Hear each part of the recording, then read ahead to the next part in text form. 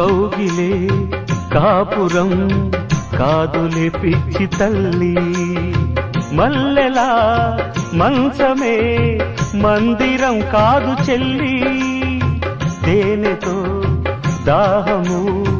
తీర్చదే నాడు పెళ్ళి త్యాగమే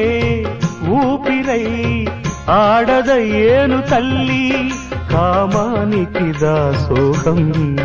కారాదే సంసారం కాచుకో భర్తనే కంటి పాపాయిగా నేర్చుకో ప్రేమనే సంటి పాపాయిగా మన్నించేది మనసిచ్చేది మగడే సోదరి సంసారం